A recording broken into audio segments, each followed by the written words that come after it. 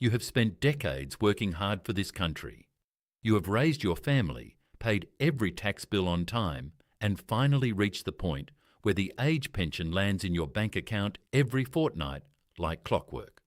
You have built a quiet, predictable life around that payment. And then suddenly, out of nowhere, you check your bank account on payment day and the deposit is not there. You log into MyGov and see a message you do not understand. Your heart sinks. You ring Services Australia and sit on hold for 40 minutes, only to be told your payment has been suspended pending review. Because if that is true, everything you planned just changed overnight. The rent, the groceries, the electricity bill, the prescriptions, the small joys you allow yourself each fortnight. All of it suddenly hangs by a thread, and nobody has explained to you exactly why. Stop. Take a breath. Before you panic, before you call your family in tears, before you assume the worst, I need you to listen carefully. Because Centrelink suspension is far more common than most Australian pensioners realise, the reasons are almost always fixable, and you can prevent it from happening to you with a few simple actions this week. Over the next 23 minutes, I'm going to walk you through exactly which pensioners are most at risk right now, what the most common triggers are, what your rights are under the law, and the one quiet rule change for 2026 that almost nobody is talking about, but that is putting thousands of pensioners at risk this very moment. This is not clickbait. This is not speculation. This is the truth, straight from official sources, explained in plain English. Welcome to Centrelink Daily AU. Let's get into it. You have probably seen it everywhere. The Facebook groups are filled with stories that break your heart. A woman in Adelaide whose pension stopped without warning. A man in Brisbane who came back from visiting his grandchildren overseas to find his payments cancelled. A widow in Perth whose deeming review triggered a 6-month suspension while she gathered paperwork her late husband had once handled. WhatsApp messages forwarded from worried friends. News headlines about pensioners losing their payments overnight. You have probably read at least one of them. You have probably felt that cold knot in your stomach, wondering if you could be next. Maybe you have not travelled overseas in years, but you still worry. Maybe you received a letter from Services Australia and put it on the kitchen counter, telling yourself you would deal with it later. Here is what I want you to understand. The panic in those Facebook posts is real, but the full story is almost never told. For every pensioner whose payment is unfairly cancelled, there are tens of thousands of Australians whose suspensions could have been entirely prevented by knowing just a handful of rules. The system is not designed to trick you, but it is built on the assumption that you understand your obligations as a pensioner. And most Australians have never had those obligations explained to them in plain English. So let's deal with this head on. By the end of this video, you will know more about Centrelink suspension than 99% of pensioners worrying about it on social media. That is a promise. Here is the confirmed fact. Centrelink, which is administered by Services Australia, has the legal power to suspend or cancel your age pension payment under specific circumstances set out in the Social Security Act. These powers are not new. They have existed for many years, and they apply to every pensioner equally. I want you to hear that again. Centrelink has the legal power to suspend or cancel your age pension under specific circumstances. That power is real, but it is not unlimited, and it is not arbitrary. There are clear rules about when it can be used, how you must be notified, and what your rights of review and appeal are. The Department of Social Services has confirmed that suspension typically happens for one of a small number of well-defined reasons. Failing to respond to a request for information is the most common. Failing to report income or asset changes within 14 days is the second. Being absent from Australia for longer than the rules allow is the third. Imprisonment is the fourth. And changes in your living situation, your relationship status, or sudden inheritances you have not declared can all trigger a review that leads to suspension. So when you hear distressing stories of pensioners losing their payments, what is almost always happening is one of these triggers, plus a missed letter or a misunderstanding. The system is not random. It is mechanical. Once you understand the mechanics, you can protect yourself. Now, let's talk about what actually changed in 2026.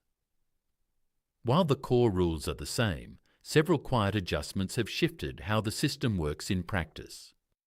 From March 20th, 2026, alongside the standard age pension indexation, Services Australia continued its rollout of automated income and asset matching.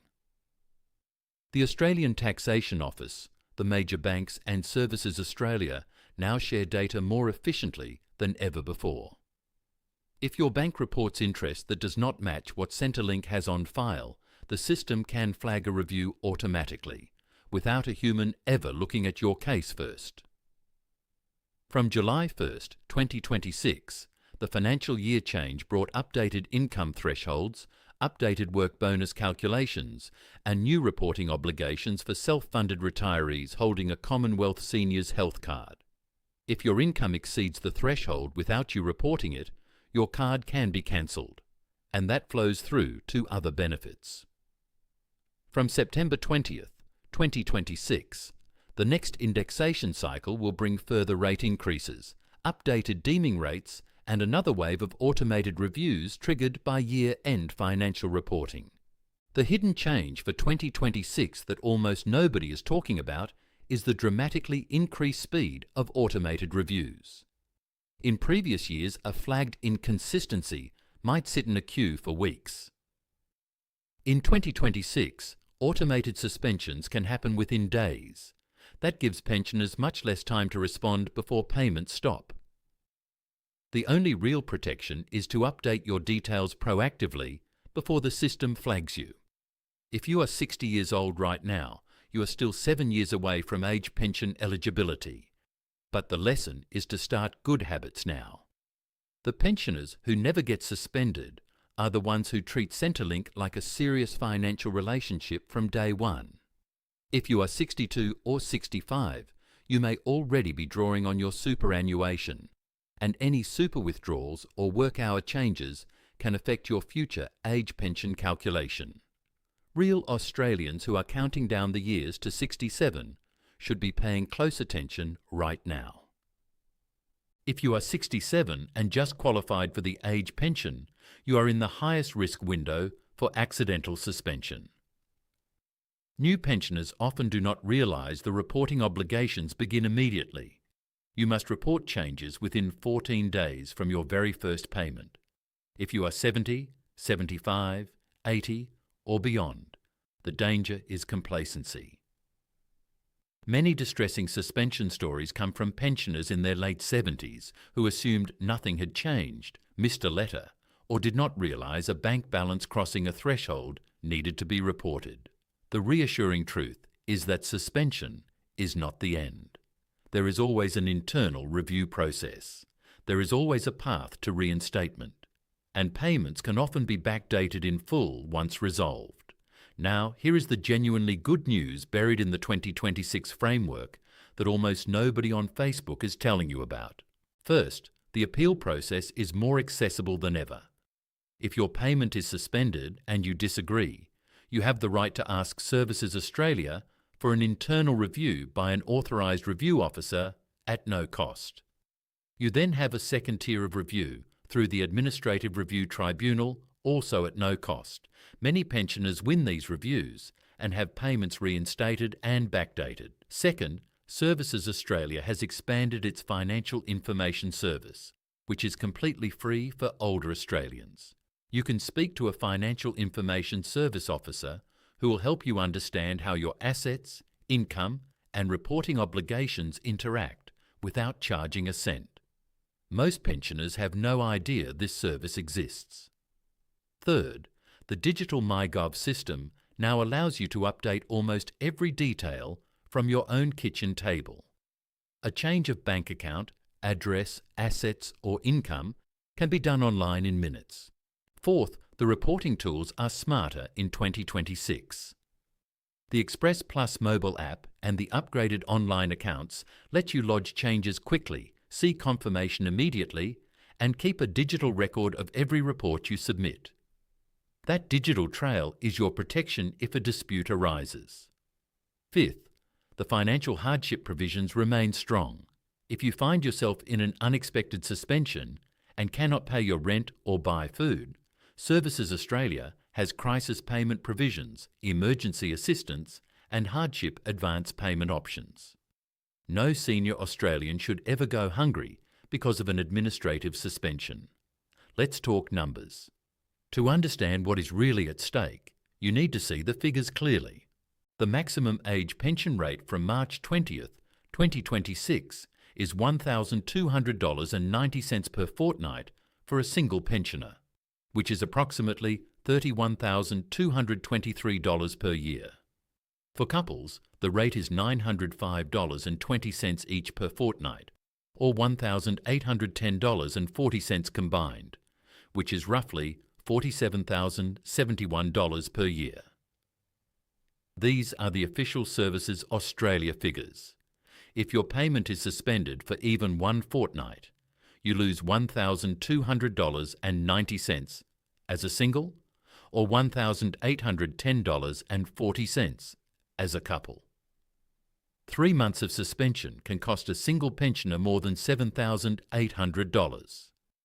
6 months means more than $15,600 gone. That is a serious financial hit at a stage of life where you have limited capacity to make it back.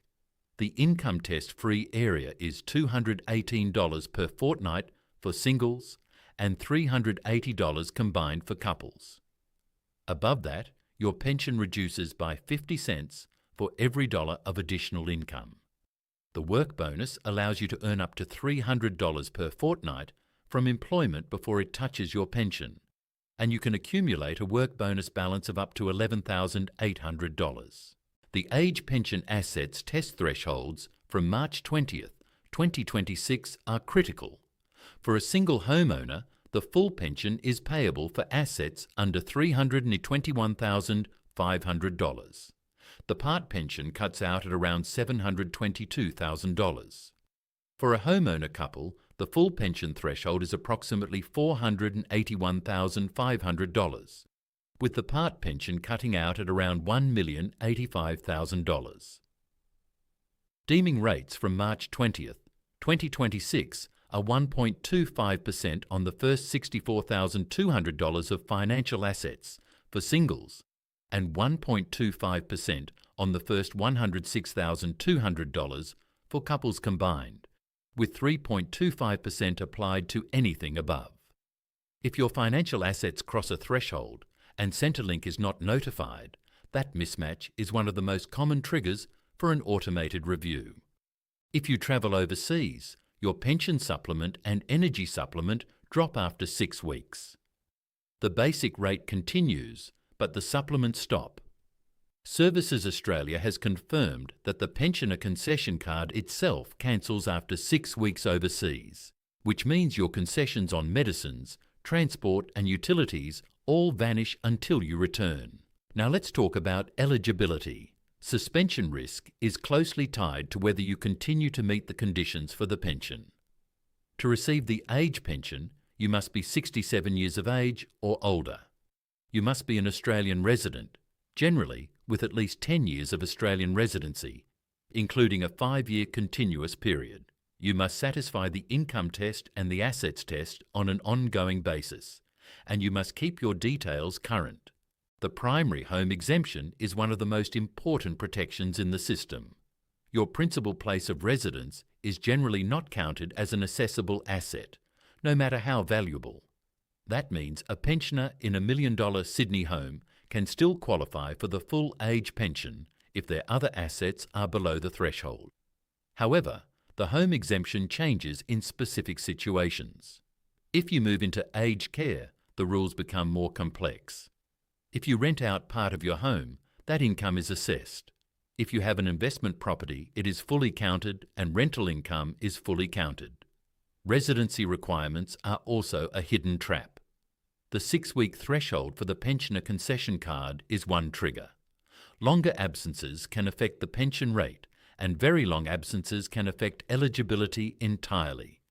You must inform Services Australia before you travel. Now, here is the trap to avoid. The single biggest mistake Australian pensioners make is not responding to letters and messages from Services Australia. Centrelink sends letters by post. Centrelink sends MyGov inbox messages. Centrelink occasionally sends SMS notifications. Many pensioners, particularly those who do not check their MyGov inbox regularly, miss these communications entirely. A letter sits on the kitchen bench, or a message sits unread in an online inbox, and the deadline passes. When that deadline passes, the system does not pause. The system suspends. Your payment stops on the next pay cycle, and now you are chasing reinstatement under pressure. This single mistake is behind a very large share of suspension stories. The fix is simple, but it requires habit. Check your MyGov inbox at least once a fortnight. Set a reminder on your phone or kitchen calendar. When a letter arrives from Services Australia, open it the same day. If you do not understand it, ring the older Australians line on 132300 and ask. The staff are trained to help. Never assume a letter is junk mail. Letters from Services. Australia almost always requires some action or acknowledgement, and the deadlines are real. This one habit would prevent the majority of suspensions I see Australian pensioners suffer through. Let me clarify a confusion I see all the time at Centrelink Daily AU. Two things often get mixed up in pensioners' minds. The first is the difference between suspension and cancellation. A suspension is temporary. Your payment stops, but the underlying entitlement remains, and once resolved, payments can resume and be backdated. A cancellation is more serious. The pension is terminated, and to receive payments again, you must reapply from scratch, which can take weeks. Knowing the difference is critical when reading your letters. The second confusion is between age pension and job seeker. Both are administered by Services Australia, but they are governed by different rules. Job seeker has strict mutual obligation requirements, including job search activities. Age pension does not. If you transition from job seeker to age pension at 67, the rules changed entirely on that birthday. Some new age pension recipients still think they are subject to job seeker obligations, and this causes unnecessary stress. Why is all this happening in 2026? The answer comes down to demographics and data sharing. Australia is ageing rapidly.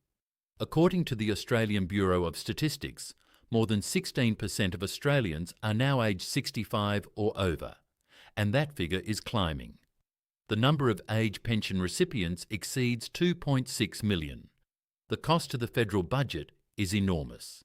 In response, governments have invested heavily in compliance and data matching. The ATO shares data with Services Australia. Banks share interest and deposit data. Superannuation funds share account balance data. Foreign income is increasingly cross-checked under international agreements. The result is a system that knows far more about your financial life than it did a decade ago. The ratio of working Australians to retirees has shifted. In the 1970s, there were roughly 7 working-age people for every retiree. By the mid-2030s, that ratio is projected to fall to around 2.5 to 1. This puts pressure on the system, and the government's response is to tighten compliance. This is not hostile policy, it is a structural reality. The honest pensioner has nothing to fear, but you must keep your records up to date. Here is what I want you to do this week. First, log into your MyGov account today. Read every unread message in your Centrelink inbox. If you find any letter requesting information, gather the documents and respond before the deadline. Second, check that your bank details, address, relationship status, asset list and income reporting are current. If anything has changed in the past 12 months that you did not report, ring Services Australia on 132300 and update it now. Honest, voluntary updates are treated very differently from changes discovered through data matching. Third, if you are planning any overseas travel in 2026, tell Services Australia before you leave. Confirm exactly how the 6-week rule will affect your payments and your pensioner concession card. Fourth, if your circumstances are complex, book a free appointment with the Services Australia Financial Information Service. They will walk you through how your situation interacts with the income test, the assets test, and the deeming rules. Fifth, if a suspension has already happened, do not delay. Request an authorised review officer review in writing, keep copies of everything, and if needed, escalate to the Administrative Review Tribunal at no cost. For complex situations, a licensed financial advisor can help you structure things to protect your pension long term. If this video helped you cut through the confusion today, please hit the like button right now. It genuinely helps more Australians find this information when they need it most.